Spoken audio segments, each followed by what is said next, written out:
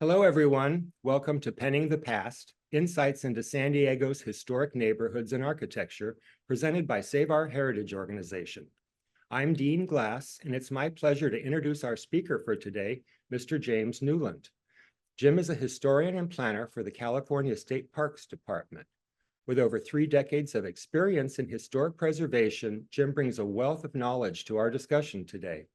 He holds a master's degree in public history from San Diego State University and has authored 4 books on local history.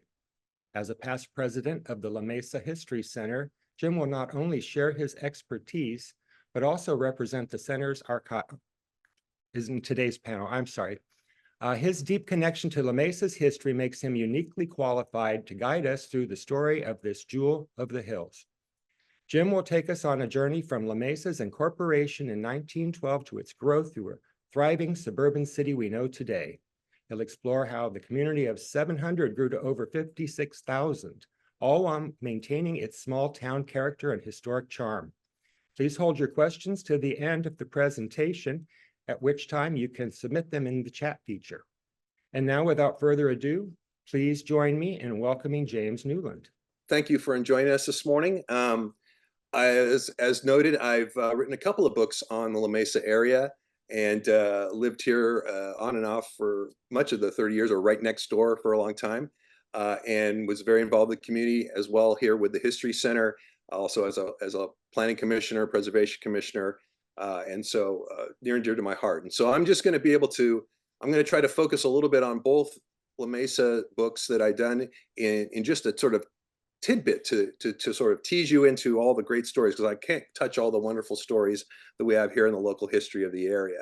And just so you know, the History Center here, which started out 49 years ago as the Historical Society, we're really focused on the city. Since then, we've really sort of expanded to what we call the greater La Mesa area due to these areas' historical connections. And so certainly into the unincorporated areas like Grossmont, Mount Helix, Casa de Oro to the east, which often have a La Mesa post box, but aren't in the city itself, as well as the archives that I started when we lived in Rolando, in the college neighborhoods when I started the Rolando Community History Project back in the 90s. That archives are here, also here in La Mesa. So if you're looking for history on your house, your neighborhood, these areas, and you'll find there's a lot of connections between not just these areas, but even the surrounding cities of El Cajon, Lemon Grove, San Diego, etc., is part of this history you'll see as we sort of move through this little brief sort of bit for you to understand. Just want you to understand that you can come to our archives. We're open every Saturday from 1 to 4 for researchers, and also provide a research service as well. So hopefully we can see you on some time to help you out. Now, obviously, there's thousands of years of cultural history that go before the development of what will become the city and all. And certainly this is the land of the Kumeyaay, and we want to make sure we recognize they're still here with us. And of course, when the arrival of the Spanish colonial, missionaries and soldiers and all completely changed their historic cultural landscape, affected their cultural systems in many unfortunate ways. And so we just want to start there, though that's not going to be the focus of our story. It's really important to remind ourselves about that history prior to what we're going to be talking about here. So if we jump up into the Mexican Republic period, after Mexico had received its independence from Spain and Alta California becomes a territory, there was the land grants, the ranchos. And much of what's the city of La Mesa and surrounding area was in a couple different ranchos. And the main one, though, was the Rancho Ex Mission, the lands of the mission. And for all those who know, you'll see the Pueblo lands on this map are to the west. Roughly, the 805 freeway sort of is that historical boundary, if you want to know, the Pueblo lands versus the mission lands.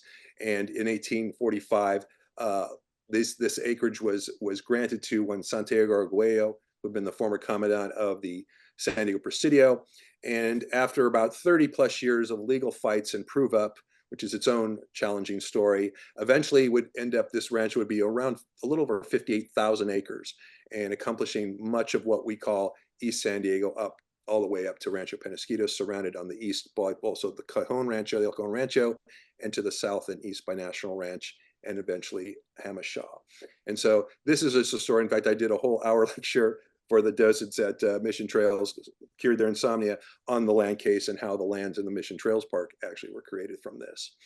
But anyway, in the meantime, there was some land that didn't end up falling into one of these rancho grants. And I like to call it the land in between the Mission lands, the El Cajon Rancho, and the Hamashaw Rancho. And it's sort of the area today we know as Spring Valley in the Mount Helix area, which sort of fell in between the end boundaries. And as such, this is probably the earliest area we begin to see sort of initial development, community development out there. So we look back even in the Cajon Valley and the El Cajon Rancho, they had a school district by 1870. The Hamashaw Spring Valley School, sort of in that around Mount Helix area, right, we were talking about in that side of the book, really was one of the earliest communities. And as you see at the shot at the bottom, the Porter Ranch, we'll hear a little about Mr. Porter in a minute, and you can sort of see that was the first sort of land that was open for settlers and folks to come in, purchase with clean title, and be able to move on and develop and create a bit of a community in Spring Valley first. Always one of the fun stories is, in fact, how did Mount Helix actually get its name? And according to Rufus King Porter, you saw a picture of his ranch there, who was one of the early leaders of this community and documented it in newspaper articles and other things, the noted Swiss naturalist Louis Agassiz had come to California in 1872 to visit his colleague and friend from Harvard, Josiah Whitney, Mount Whitney. He was running the California Geological Survey at the time. And supposedly Agassiz came down to San Diego County to check it out, went out to Spring Valley. Porter took him to the top of this unnamed hill. And on their trip, Agassiz made comment to him about the fact that he was surprised to see the common European garden snail, or the Helix aspersa snail here, but obviously had been brought out with cattle and feed and all those things, as I mentioned, the changed landscape. And supposedly then when surveyors arrived a few years later, Porter was asked, what's the name of that hill? And he said, oh, that's the Mount Helix. So that's the best story we got so far. It's solid. And if you come now to the city of La Mesa, who has Mount Helix on its logo, even though it's not in the city of La Mesa, during the centennial, we put together a little display of the Legacy Park, and you'll see a extra large snail there, so you can get your selfie with Felix the Helix there in La Mesa. All right, now let's jump back into the history a little bit more. And so what's going on in the land that will become pretty much the city? And there were two main property owners who had purchased out of the rancho. One was Robert Allison. He was a cattle and sheepman who had come out from Iowa to Northern California, made some money in the gold rush in the 1850s, and by the 1860s, due to health and all, was finding he needed a drier climate, and decided to move down to San Diego County, where he also started a meat business in San Diego and began buying properties to run his cattle and sheep. He bought 4,000 acres, which is pretty much the south end of the city of La Mesa, all the way down into what we know now as Lemon Grove, where he ran cattle and sheep at different times, as well as he was a part owner in the Rancho Cuyamaca, which is now Cuyamaca State Park, along with a relative by marriage by the name of Robert Whitney Waterman, who will come into this story as well. In the meantime, the 4,000 acres that now pretty much forms the north part of the city, as well as into the college neighborhoods of San Diego, was a guy named John Harbison, who was actually a pioneering apiarist. He was a honey producer, bees, right?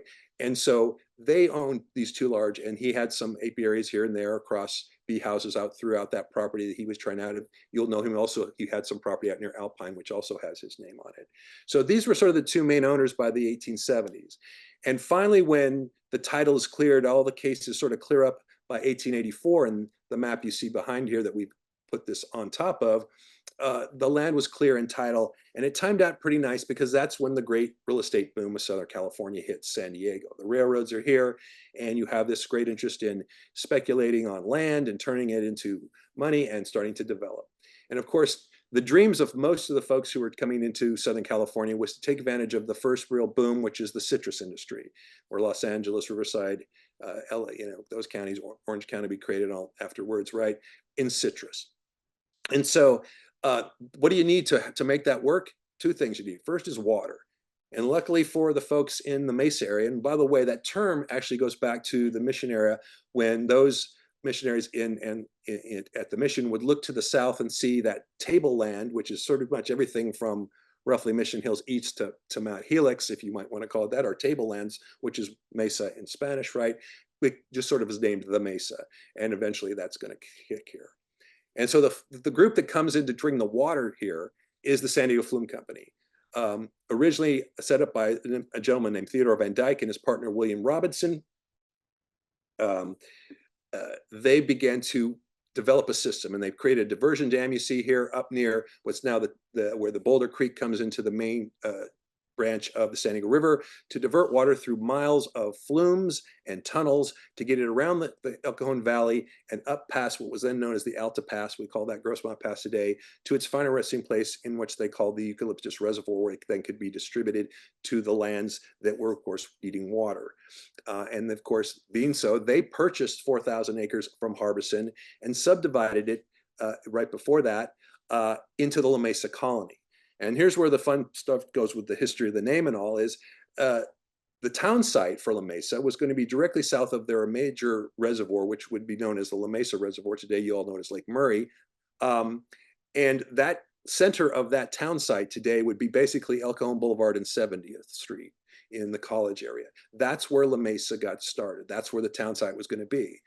Where downtown is today is where was part of Allison's property and was known generally as Allison Springs. So as the 1880s are wrapping up and the great boom is going on here, La Mesa is over there at the town site where they will have a school called the La Mesa School, and they will have a church for La Mesa, and Allison is in a separate place, right? So that's sort of the first step. And as you'll see from this map, most of the lots outside of the town site are 5 and 10 acre lots with the goal of selling to future citrus farmers, who then the Flume Company would provide the water for them.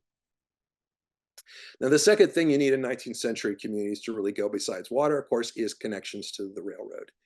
And luckily enough for the folks in this area, Robert Whitney Waterman, who had that by time become governor of California and was running the Stonewall mine up in what's now Rancho Cuyamaca, funded the San Diego Cuyamaca and Eastern Railway.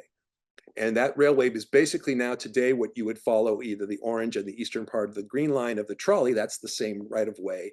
And that's where this went. So suddenly now Lemon Grove, Allison Springs, across the pass down into El Cajon and all are connected by a railroad, which is a challenge for the folks in La Mesa, because even though they're on the Cajon Road and have a nice prominent location, the railroad misses them. And this is going to have an effect on what happens out there in La Mesa versus what happens to Allison Springs. And both the Flume and the railroad were completed in 1889, which sounds good for them, except for the fact that the boom had actually busted by that point and things slowed down and there would be other issues. But by the 1890s, this is sort of the rough landscape of what we're talking about, the star being basically where the Flume ends. But then you'll see where Allison Springs, there was another Flume that went down to feed the lands in Lemon Grove. There was another that took it to the La Mesa Reservoir, which was completed in 1895. And the main way you would get there outside of the railroad, which you can see cutting through and passing Allison Springs and heading off east, then were the two main county roads. The first and the oldest was the Choyas Road, which basically follows what's today's University Avenue out to about 54th Street, then cuts down and follows what then was the Choice Creek. It still is there, though it's mostly been channelized now, all the way down through Home Avenue to get you to downtown Mesa. That was to downtown San Diego. That was the original road. Then there was another road in the 1880s created that was called the Cajon Road via the Mesa. Today, you know that route as El Cajon Boulevard. So those were the two main roads that would come in and ended up connecting there at Allison Springs. Of course, if we look at other landmarks of the area in the Mount Helix area, James Schaller, engineer, pioneering engineer, helps build the Sweetwater Dam, the largest masonry dam of the time, in 1888 to help create Sweetwater Reservoir. Around the area that is now Spring Valley and all, also were other additional subdivisions looking for housing and agricultural pursuits, and some of the names of those tracks, including the Helix, La Presa, which still sticks to the name, and of course, those who could use the Mount San Miguel and those subdivisions in there. So the early subdivision, though, most of the time still very light in numbers of people coming out to this, because this was way out in the hinterlands at the time. Up at the pass, which we now know as the Grossmont Pass, Alta Pass, which are the 8 passes through now. There were several sort of gentlemen's ranches, same things trying to come in. There's a picture of the Eucalyptus Reservoir, so you can see where that ended. And a couple of key gentlemen, one named Charles Johnson, the other Sam Marshall, who had what was known as the El Cajon Vineyard Company, back when El Cajon was a big raisin producing area in the 1890s and first decade, had created a ranch. And then and Johnson actually sold his ranch to a guy named Herbie Park, who was one of the heirs to the Park Davis Pharmaceutical Company at the time, who decided to make a nice California little spot here, building a house and a very nice barn and damming up a couple of local springs into that pond right there, which if you want to go see that pond today, all you have to do is go to the Anthony's restaurant, and it's right out the back window there, and you can see that same pond, never part of the flume system, fed by local springs as it is continuous today. Back it over in La Mesa, Allison Springs, we've seen the same pattern. Folks coming in, buying 10, 15 acres, building a house, putting in citrus groves with the hope that things were going to go off. Such as Civil War veterans James Randall and Henry Roach. In fact, we had Roach's house on the tour last year on our historic home tour, creating these sort of gentlemen's ranches, semi-retirement idea. Schuyler himself, the engineer of the Sweetwater Dam, bought 60 acres and renamed it the Lookout Ranch. It's in what today we call Boulder Heights, right next to the downtown area of La Mesa. Put his first sort of operation. You can see them trying to get their citrus going there. Same with DeWitt Williams and his Bonita Ranch off the Cajon Road in western La Mesa. The challenge for all these folks and why citrus never really took off here was a big challenge that from 1897 to 1904, there was a very extended drought. And such, most of the citrus streams of the area were sort of tripped up. And they just never were able to produce the kinds of numbers that made the area connect and compete with places like Orange and Riverside and LA counties. So they would actually switch. And in the teens and 20s, the area would actually be known for poultry farming. And we'll mention that as we move through here real quickly. But give you some of the pioneering things. Still very much rural farming. All right, in the meantime, Robert Allison passes away. His son James partners up with another investor by the name of Andrew Crowder. And they decide to subdivide around the La Mesa, what at that time was the Allison Depot, and decide that they need to rename it because nobody really knows where Allison is. We need to connect it to the geographic area. And even though the La Mesa School and the La Mesa Church were over in the town site, when they created the post office, they decided to put it there with the depot and named it La Mesa because that made sense for the region. So that started the naming confusions there. And as such, in 1894, 95, Crowder and Allison decided to rename the area from Allison to La Mesa Springs so that people would understand it was part of La Mesa. And yes, they did consider Crowderville, and luckily they didn't choose that one. Anyway, all right. All right, and so if you're looking at, this is the oldest sort of shot we have of La Mesa Springs, about 1895. You can see Roach's Ranch, you can see the Lookout Ranch over their site. Not a whole lot of what we would call suburban development, still pretty much folks with their citrus ranches and then of course the depot and of course the lemon company. So Crowder partnered up with Bryant and Medora Howard, who were, Bryant Howard was a well-known banker in San Diego and development man. In fact, I think there's a Howard Street over in North Park, Union Heights, somewhere in there. And decided to create the Lemon Company as a cooperative to bring in all the farmers and then right next to of course, the railroad so they could ship off all that. So these were sort of the center from the 1890s into the early aughts. This was really what was the community of La Mesa Springs, and it was centered around the Lemon Company. And of course, thus with the La Mesa School over in La Mesa town site, this area was known, the school established here was the Allison School. And as you can see, still fairly sparse development outside of the ranches attempting to go, but you begin to see the forming of community. They have a baseball team, they're competing against other rural communities, they're doing all those kinds of things. And you begin to see this community develop around the turn of the century. In fact, the oldest active and still continuous service club here in La Mesa is the La Mesa Women's Club, established in 1902. We're very lucky here at the archives to have received their actual archival collections here, which is a fascinating story. Great sources on telling how the ladies of La Mesa helped shape the community over the years, and really an important institution. So you're beginning to see that a community starts coming together. Obviously, as we all know it today, La Mesa is a very much suburban bedroom community, and it really gets started when this gentleman buys up a bunch of the land around La Mesa Springs in about 1904. And he buys the Lookout Ranch as a starting point because he bought that from a guy who had bought it from Crowder. And he was another Midwesterner, an Illinois man by the name of Ulysses S. Grant Jr., who owned the Lookout Ranch for about 4 years before, unfortunately, the ranch house burned down in an accident, and he decided to get rid of this investment, selling it to Collier. And if any of you know about Collier's, maybe you're from Ocean Beach or Normal Heights, you know that Collier and his father had been developers throughout that period. And he would eventually go on to be one of the main players in creating the 1915 exposition, etc. Well, he had all this land, and he actually had thought about creating part of it for his own sort of country retreat. And he was the one who built is now we know as the spring house in Collier Park, where those springs come out, and they're still flowing today in Collier Park. Named for him because he eventually donated the land to the community as its first park.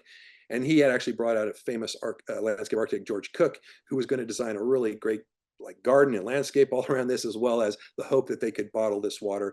But it turned out to not be quite the commercial operation. So we're not sure that ever really did any serious bottling, but we still do have the spring house. It's a historic landmark there in Collier Park, which we're underway to start working on some of its restoration. So Collier's the first one to really start coming in and getting land to subdivide it for basically house lots.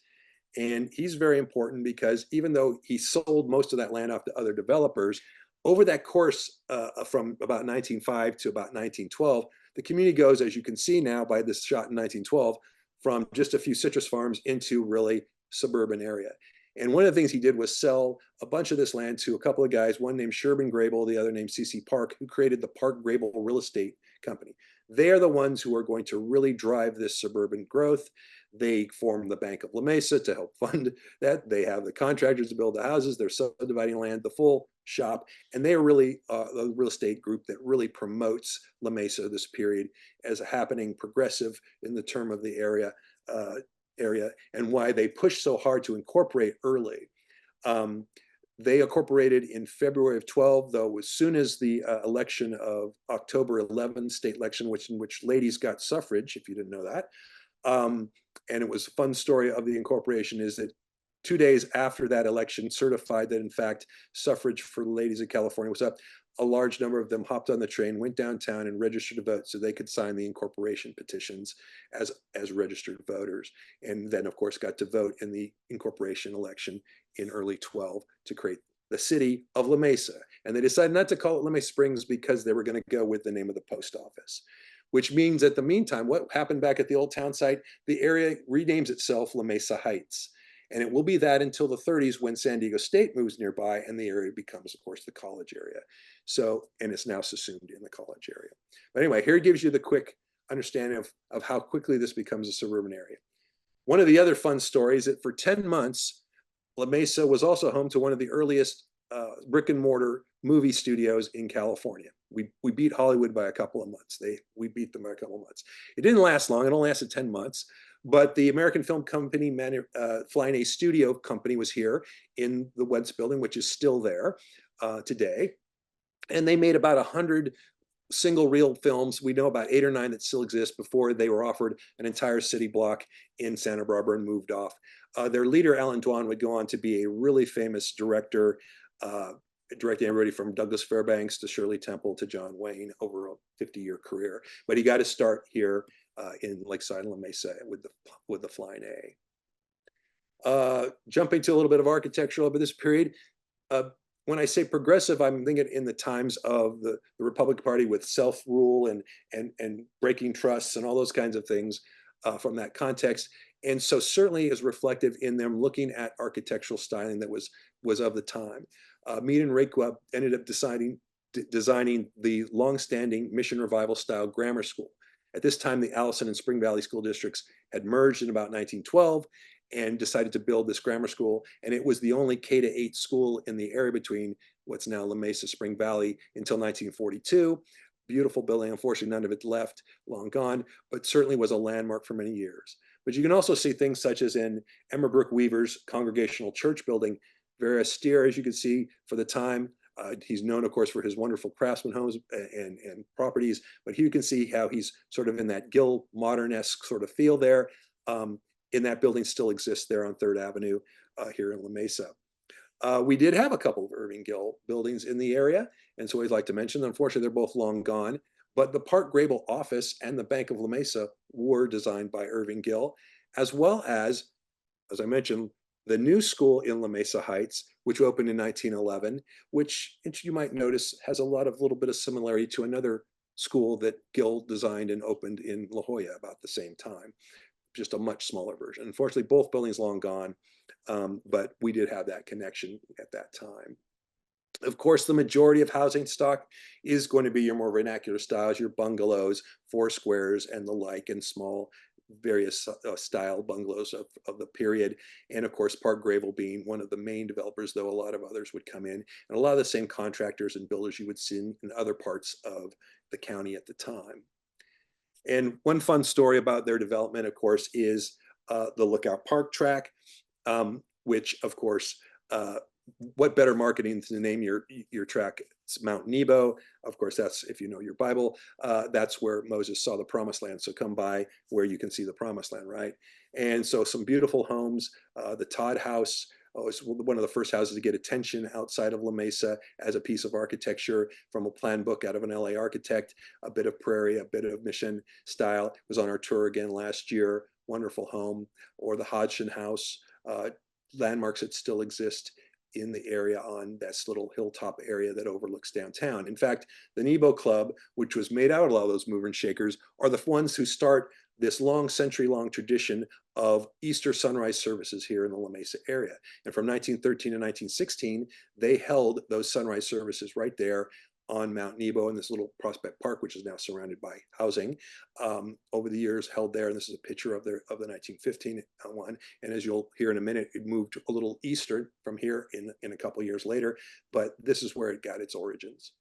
Speaking of a little to the east, we've got some neighbors that go with this, the Grossmont, which was developed by Ed Fletcher and William Gross. William Gross had been a New York entertainment attorney and theater promoter. He ended up meeting Fletcher when they were vacationing in a national park. Fletcher told him, hey, there's some opportunities for development, and was able to partner up with Gross to purchase most of the Alta and Villa Carol Rancho properties. They subdivided into what we now know as Grossmont, with the goal of with Gross's connections of connecting into a bohemian sort of artist colony for writers and singers and performers and such. And a few did make it here. Probably at the time, one of the most famous contralto singers in the planet, Austrian singer Ernestine Schumann-Heink, had her house built there, and she would live here over the rest of her life. Designed by Del Harris. Weaver did the Grossmont Inn as an example. We know Lewis House. And the other story about Grossmont that I always like to sort of mention was Owen Wister was looked to be an investor and originally going to build a house out here for his Western, as his sort of West Coast home. Wister is the author of The Virginian, which is an extremely influential novel. It probably sets the sort of archetypical rugged individualist cowboy character into American literature in a serious way. And in fact, some of the streets on the west side of Grossmont are named. There's Wister Street and Virginian and Molly Woods, which come from that extremely influential novel. Unfortunately for us and for Wister, his wife unexpectedly passed away, and he decided to step out of the project. The site was then sold to Mr. Guy, who has happened to be Ernest Schumann-Heink's son-in-law. And you can see a shot in there of the sort of arts and crafts era lifestyle that they were hoping to create in Grossmont, up on those rocky hills today. Fletcher gets into the story quite a bit. He ends up partnering with a Montana capitalist named James Murray to buy not only some of the additional land around Murray Hill, which we now know as Fletcher Hills, but also to buy the Flume Company, which because of the drought had gone into receivership as early as 1899. And therefore, they needed that water to support their real estate efforts, and they were going to be key in that Flume Company story there. They create the Murray Hill Reservoir, which is now underneath Griffin Park, if you're ever there, as well as fund the larger concrete dam that is the Murray Dam, which of course is why they renamed the Mesa Reservoir Lake Murray. There's lots of other fun stories. The Briar Track is just another subdivision near that area.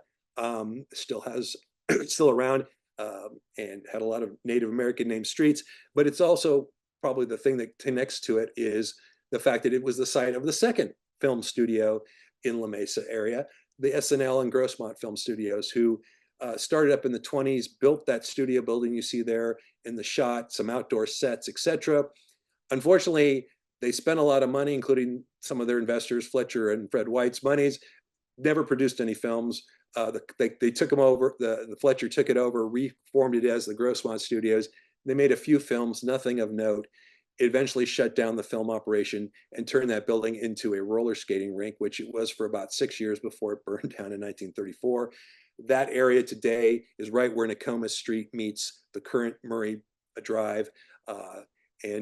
Nothing left from that, but certainly just to give you an idea of sort of the landscape there, you got a feel of Grossmont to the south there, the Bride Track where the studio was, all around that. And this brand new little thing just to the east where Ed Fletcher had given some land to the locals, the Grossmont High School.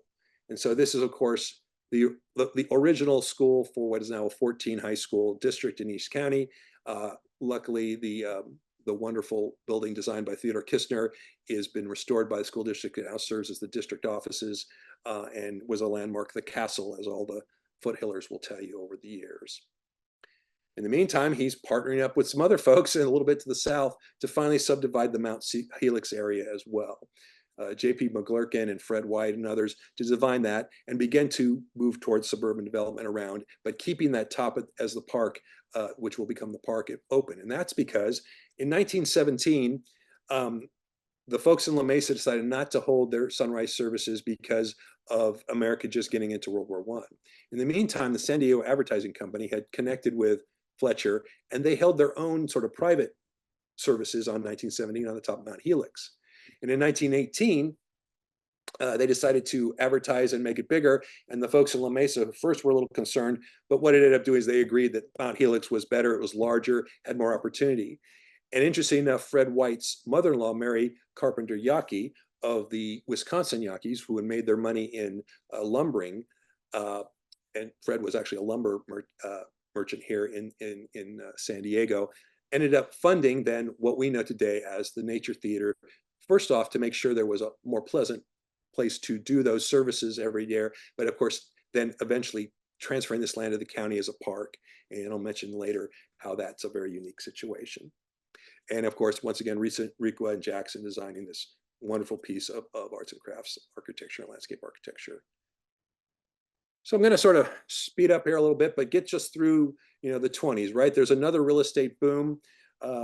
A key piece there in that shot you see on the left bottom there is when the irrigation district, at that time known as the La Mesa, Lemon Grove, and Spring Valley Irrigation District, ran a bond and purchased the Cuyamaca Water Company from Fletcher and his investors. And that water independence is why, in the long term, La Mesa and El Cajon, Spring Valley areas, and Lemon Grove never really had to worry about annexing to San Diego because they had that one key thing, water. And of course, that irrigation district now is Helix Water, who serves most of these areas these days. And so there's more to that story, but that's sort of the basic thing. And of course, just like other areas of suburban Southern California and San Diego, fanciful and fun development in the 20s here, lots of sort of things that get your attention. A lot of the same developers we also see in San Diego. And probably the one I'll just use as a quick example is Windsor Hills, which is that south part of Mount Nebo. As you can see, fanciful, dream of coming there. Love and Towie had done a lot of work in San Diego, including an area called Island Air, which is now a historic district in East San Diego, and brought this up. And another to go without light marketing, they happened to take advantage of the fact that when Babe Ruth was in town on some baseball storm, out checking things out here in California, and they used a lot of advertising that he had bought lots and he would love to live here. And I will just tell you that looked high and low and worked with Bill Swank, if you know Bill, the great San Diego baseball historian, and we looked and we can never find any documentation that Ruth ever owned any lots here or anywhere else in the county, but it makes for good marketing and a fun myth. And because I occasionally get the question, did Babe Ruth live in Windsor Hills? No, he did not live in Windsor Hills, but that's marketing for you. Anyway, and of course, farther out to the east, this newfangled thing called the avocado, right? Brought up from Mexico, the California Avocado Cooperative, turning and breeding into multiple varieties and flamings. And folks realized, especially one Fred Hansen, that this was a great selling point for this area around Mount Helix. Hansen's another fascinating character, sort of a Horatio Alger kind of character. Poor Danish immigrant rises to become a major player in the Cyclone Fencing Company just in time for it to be bought out by US Steel, becomes one of the richest men in the States, searches the planet reportedly to find where he wants to live and decides Mount Helix is the right place, and then connects with the Calavo organization to set it up. And as you see by the shot there of the house on the right, of idea of a wonderful, beautiful, revival style home with an acre or two of profitable avocados that you can grow on the side of a hill. They don't take as much water as citrus, et cetera, et cetera. And that's really where you get the whole avocado. And if you've been to that area on the east side of Mount Helix, you'll see all the street names named for the different varieties, Avocado Boulevard, all that stuff. And that really comes, same thing, Casa de Oro, green gold is what they like to call it, and the Casa de Oro Avocado Estates, and the community is still holding that name today. Obviously, popularity of the revival styles in those interwar years, as you're seeing here as well. And of course, we also had Cliff May, original Cliff Mays, and we've had a couple of them on one on the tour a couple years ago. Wonderful homes. And you see these, of course, in his period before he moved to Los Angeles in the late 30s. And just happened that that house also had to have a nice addition done in the 60s by Lloyd Rocco. So our lucky owners there who have a Cliff May / Lloyd Rocco, kind of the architectural significance that we have around here. Well, of course, I've sort of given you that early history, and I'm going to go really quick through the post-war, but this is really when the area took off, as were, of course, as all of San Diego County, especially the suburban county, because, of course, right after the war, as we doubled the population during the war, and the recognition that our local water sources weren't good enough, was that magical connection to the big metropolitan water system in 1947-48, which allowed this to happen. And interesting enough, Fred Hansen, who had been a planning commissioner, was an important person in that negotiations. I did actually a whole biography for Fred. If you want to go into his foundation's website, you can see a little bit more about fascinating individual. And lots of things, lots of stories I could tell you about, from the Chargers used to practice in Sunset Park in the 60s, right after their AFL championship, to 1957, when the Sporting News named La Mesa the Kid Baseball Capital of America.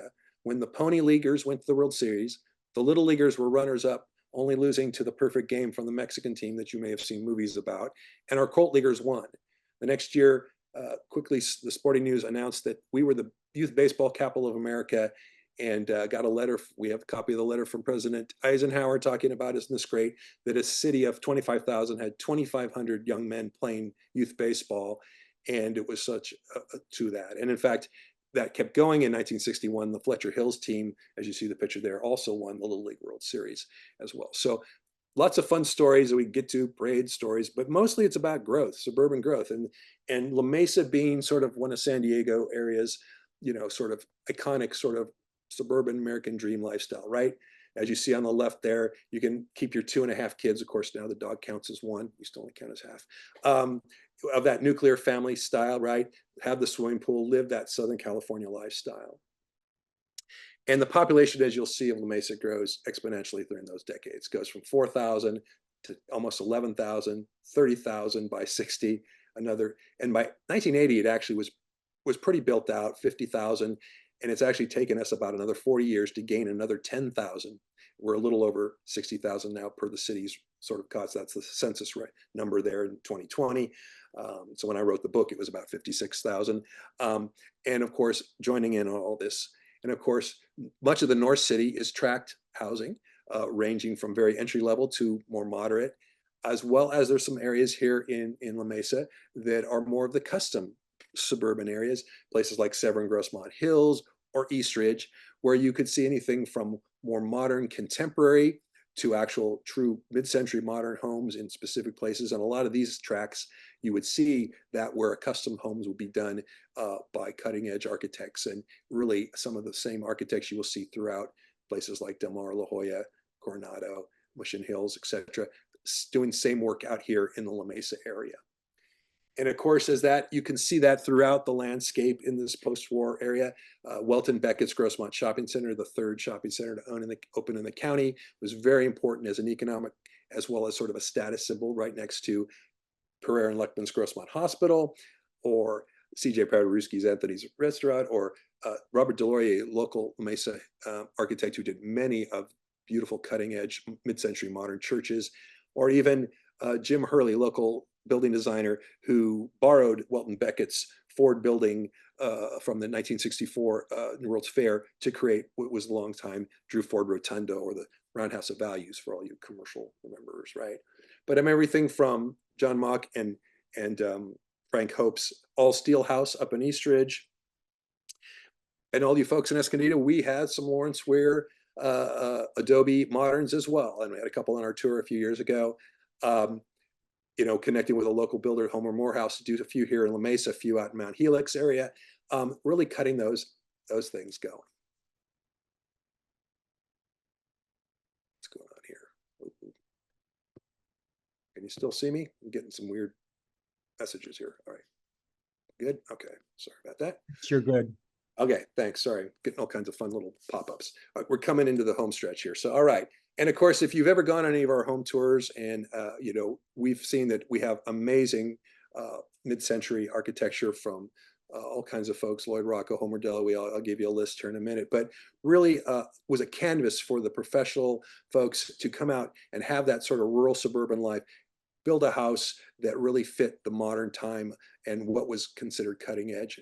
And of course, part of that goes back to our connection to Lloyd and Ilsa Rocco, who lived originally in a little neighborhood called La Mesa Knolls, which unfortunately is now all gone due to the expansion of the 8 and the 125 freeways. But here, where they, as she, if you know about Lloyd, the cutting edge, sort of the modernist architect for San Diego, one of the leaders in that, and his wife, who was the art professor at San Diego State, really would hold sort of court. And one of their original house here, they called it El Cabo, was where they would up to sort of support not only the architecture, but the art world. And a lot of the cutting edge mid-century folks would have come here to La Mesa to be close to. We had many of those folks, and they would hold court here at El Cabo. Once they realized the freeway was going to take out their house in the neighborhood, they ended up building their second house up in Alvarado Estates, which Lloyd was part of the development there. And of course, close to San Diego State, where Ilsa was at the school there for many years. So, and there's a whole, if you want to hear more about that, there's a whole talk that we have on our YouTube site where we gave a full lecture for one of our tours to explain the significance and all the amazing artists and architects who rolled through here in the La Mesa area. In fact, if you just look at some of these names, folks have just, these are just ones that we've had on our home tour. Amazing connection and top-notch architects who, like I said, would practice throughout the county, also here in La Mesa and the greater La Mesa area. Same thing with our master builders, a fascinating list, probably John Mortensen, one of the most noted, but all the same kind of companies that you would see building through this period, whether you're talking Point Loma, Hoya, Mission Hills, Kensington, name it. The folks are out here do as well, building and developing wonderful architectural character and heritage here for us in greater La Mesa. And of course, to just know there is more history, there's more stories to tell of Oktoberfests and car shows and Flag Day parades for the city, or from that battle to save Mount Helix and its historic cross, which is a fascinating, as a park planner, I could tell you, where you have a private organization that runs a public park. And that was the settlement that was made so that they could continue that and keep those historic features within that public park. And so all kinds of great stories. In the Mount Helix Park Foundation is, of course, runs that park for all of our benefit today. So as I wrap up here, just want to tell you that I got to give a plug. We have a really fun home tour. This will be our 18th here in La Mesa. We're going to be back in the Grossmont Mount Helix area. You get in a few little snapshots of what we're going to show you. We've got Sim Bruce Richards, John Mortensen, Mabian Mintz, and a couple more fun things that we're locking in. So if you're interested, tickets are available now. You can get them on our website. And if you want to volunteer and be a docent, we really appreciate that. And basically what happens, you get a 3-hour shift, and the other half you get to go see the houses. So let us know. You can connect and send an email to volunteer@lamesahistory.com, and that will, of course, get you in. But don't miss it. It's going to be another great one. We do freestyle touring where you hop on the bus and it takes you around and just keeps going, because the streets in these areas can't handle parking from other folks. So the only way we can do the tour is to have you hop on. And right now we're almost sure we're going to lock up the Grossmont High School. Will probably be our shuttle stop, where you'll park and you'll hop on the shuttles, and it just rolls around all day. So you can spend as much time you want in each of the individual houses. So I just want to thank Soho again for asking me to come in here. And I know I threw a lot at you, but maybe just whetting your appetite to learn more about the history of Greater La Mesa. So I think this is my time limit. So how's everybody doing there? We good? Yeah, that was great, Jim. Thank you so much. I've got a comment that says wonderful presentation, and it really was. I have one question that we were asked is about home tours, and I think you just answered that, and it's on the screen, so that's wonderful. Looking forward to that. There's a pond behind Anthony's restaurant. What water project was that left from? So that was, if you missed the early part, that is actually the Alta Pond. So that was originally Hervey Park damming up that little pond from springs. So it's not connected to any other system. It's just connected to that pond. And it's been there since the mid 1890s. And then I think Paderewski and the Anthony's folks built that in 60 or 61, and recognizing that it's a great place to have your dinner or lunch there. They're still, and that's a C.J. Paderewski designed building that sits around that. So that is in fact the pond that I kept referencing. So when you go back and look at those photos, you'll see it popping up in all those photos, still there from the 1890s on. And yeah, there's a lot of local folks that assumed it was part of the flume system, but it was not part of the flume system. It was privately owned by the property owners and still is. Great. Does anybody else have any questions? Oh, hang on. How long did Ernestine Schumann Heinck live in La Mesa, and is her house still extant? Yeah, she lived there for about a little over 20 years. I think she died in the mid 30s. She still traveled a lot to perform early on, but she lived. In fact, she was very. I think she was very involved in. She was a very positive leader in World War I in trying to rally the folks against what was going on there. And the house is still there. Her grandson, one of her grandsons, lives there. We haven't been able to convince him to be on the tour yet, but one of these days, maybe. It's a very interesting house. Del Harris is one of those architects who was only around for a few years, but did many in that early teens period, did a lot of really impressive projects, and then moved off to LA, as we hear from some of our architects over time. They go to the swim in the big pond with more clients. But it's a really nice, it's a really beautiful house, and sort of a bit of a modern take on arts and crafts for the time. Little. And hang on, looks like there was another one. Was there early history on the Helix Lake Park? Yeah, I didn't mention it. Like I said, there's hundreds of stories. Yeah, so that was actually another holding reservoir created by the irrigation district in 1927. And then once they had upgraded their system in the early 60s to add Lake Jennings, and sort of at that point they had abandoned all the old flume system. They decided they didn't need it. It was a maintenance challenge. I guess it silted up really badly, and so they ended up disconnecting it from the system and selling it to a developer. And in the mid 60s, they built all those lovely houses around the lake. And because they were able to run a sewer line all the way up Lemon Avenue, it was able to be annexed into the city of La Mesa. People always come to me, how come either El Cajon or La Mesa never annexed most of that gorgeous Grossmont Mount Helix and all those wonderful, high-priced properties? And the reason is because to be in a city, you need to be able to have a full septic system. And they all looked at the challenge of putting a septic system through all that granite and slopes and all kinds of things as just too cost prohibitive. And that's why those communities still today are mostly unincorporated. Though you can connect with the Grossmont Mount Helix Improvement Association, is sort of the local community group there who deals with whatever fun community and fun parties. I did a lecture for them on their history last year. So there's lots of fun little sort of neighborhood and community stories as well. As you know, it's the same thing with, there's more than one story to a lot of our neighborhoods here in San Diego, depending on perspective and angle. So hopefully that answers your question of the Lake Helix. Does anybody else have any questions? Please type them into the chat feature or the question and answer feature. Either one will work. In the meantime, anything else you can share with us, Jim? We have about 9 more minutes. So Sure. Well, certainly, if you are interested in history, and like I said, our archives and my personal archives extend more than just the city of La Mesa. So try us out sometime. If you're having a look, I had a question the other day. Someone emailed us about a house in San Carlos, and we were able to figure out what subdivision and what model and all those kinds of the house was and who might have designed it, all those kinds of things. So we do a lot of that kind of support for folks when we're open on Saturdays from 1 to 4.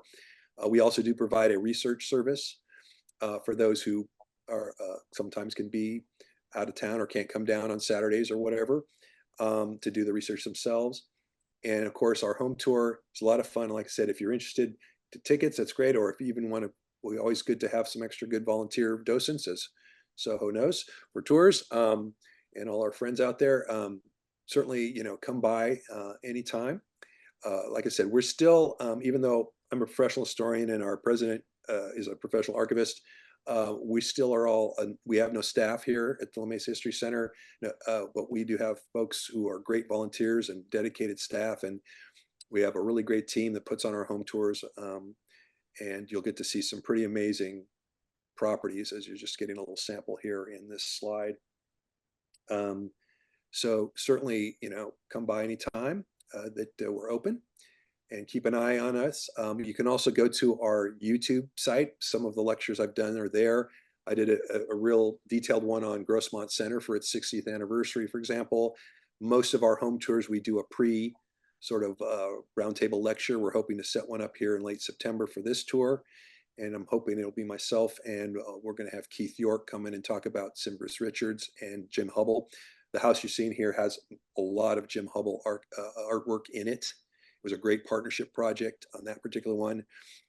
And and then of course, once again, a gorgeous John Mortensen custom, which has been recently sort of given a nice facelift by the new owners. So I don't know, right now, we're not sure we're going to have all mid-century on this tour, but it's looking like that. It's sort of home tours are interesting. You ask 10 to get one to say yes, to one to have, 400 people, 500 people go through your house. But I would always remind folks that all of the home tour groupies, as I like to call them here in San Diego County, who go to all of our tours, really respect and understand the architecture, the history, the landscape, the decor. And we're really excited to be able to share that with folks, even if it's just for a few hours. And it's always great because the owners then get heaped on with that many hundreds of people telling them how cool their house is. So it's actually, there's some great benefit in there for your personal psyche to have your house on that home tour. That work you did to preserve it. Yeah. Is there any history in the famous stairway on Windsor Hill? Yeah. So, it's interesting. That was sort of a cutting edge piece of 20s, suburban design. We have them in Rolando as well. It was a landscape architect from LA did the ones in Rolando Village, that's subdivisions. And it was the same thing here with steep lots like that, and the assumption of, so the roads tend to circle, laterally across the hills. So you don't want to have to walk all the way to the end of the street to be able to go down, into town. So when that subdivisions, there was originally 2 put into the Lookout Park in 1908, actually that early. They put them in realizing that people would need to be able to get directly down into town. And so they did the same thing with the Windsor, which is even technically Windsor Hills is on the higher peak to the south. And so they're fun. And the city likes to promote them as the hidden stairs, even though they promote them. They're not that hidden. But they're a lot of fun, especially for all you folks who are training for the Olympics to go running up them. Maybe you just want to walk up them. But yeah, so, and we have a few others in the city. There's a couple, there's one near Helix High School. There's another one over here in the downtown, close to where I'm at here at the History Center. And our museum and our archives are here at 8369 University Avenue, corner of Pine. That's not our mailing address, by the way, but that's our address to come visit. And so, yeah, so those were there, and that was really considered. And the ones in Rolando are fascinating. If you've ever had a chance to go, there's like almost a dozen of them, I think. We used to live over there. I lived in Rolando. We lived in Rolando for about 10 years before our 18 years in La Mesa. And then 2 years ago, and it is the jewel of the hills, La Mesa. And we needed a flat house in a flat neighborhood, and we got lucky. And 2 years ago, we're now in Kensington in a listed house, but still sticking with La Mesa stories, and because they're all, as you can see, connected. A lot of the same builders, developers, etc., for all these areas. All right, looks like, oh, hang on a second. Who developed the area around Parks Street and Lee Avenue? There's the original subdivisions, most of them are Park Grable. But we can also, we come in and research to make sure, because there's oftentimes there'll be other subdivisions that might come in later on top of those. But originally, that whole area and that area to the west of Mount Nebo, near where the junior high and Helix High School on the west side along University, was originally known as La Mesa, and is sort of the Dale area, which is the name of the elementary school there. And that's actually where the main poultry folks got going in the teens. On the west side and up into the north part of the city, which was known for a long time as Maryland Heights. So if you get up near where Lake Murray is, that's Maryland Heights, and that's why you'll see street names like Baltimore and a few others, right? Maryland Avenue and all that, where the school is. So that area, it just depends. We'd have to look. If it is the original, teens subdivisions, are probably Park Grable, but there are occasional other developers who come in there. And then we could get in if maybe it's a later. A lot of those areas, of course, then also were post-war fill-in tracks. Academy Heights is actually, for the story of why there's all those, there's a bunch of university names on the west side there off of University Avenue, which of course that name comes from the University Heights subdivision through East San Diego all the way to La Mesa, which opened up fully in 1925. But there's a bunch of Stanford and Yale and all these streets. And that goes back to when San Diego State College was looking for a new home, and Fletcher offered up the area that's now Eastridge and where Helix High School is to the campus as a possible location. And so one of the guys who owned some land across the street subdivided into streets, and he named them all for universities, hoping that would entice San Diego State to pick that location. Didn't quite work out that way, but that's where all those names are there. And it worked out then later when the original La Mesa High School, which was renamed Helix right before it opened, and has been the other sort of, I would be remiss but not mentioning the Highlanders here in La Mesa, either Foothiller or Highlander mostly, and so you have to make sure you cover both, and ended up in that area. So it still had a nice, good educational connection. The junior highs over there as well. La Mesa Junior High. So that's where those. So Lee and Parks, we could dig in there and come by the archive, and we could dig in and see who and when, because like I said, there's stuff in there that's been built in the last 5 years to houses that go back 100 years. A lot of sort of mixed in the west side there, but lots of fun stories as well. Great. I guess that's about all the time we have. I'd like to thank you, Jim, for such an informative presentation. I really enjoyed it, and I bet everybody else did too. And as always, thanks to our wonderful volunteer, Janet O'Day, for helping making today's presentation possible. And thank you to our audience for attending today. Be sure to visit sohosandiego.org to sign up for next month's Penning the Past if you haven't already done so. Our topic for September 14th is San Diego's Little Italy with Dr. Thomas J. Cesarini. And be sure to join us on September 13th in the Marston House Gardens for Soho's 2024 People in Preservation Awards. You can also get tickets on our website, sohosandiego.org. Thanks to all of you, and enjoy the rest of your day. Thank you, Jim. Thanks all. Take care.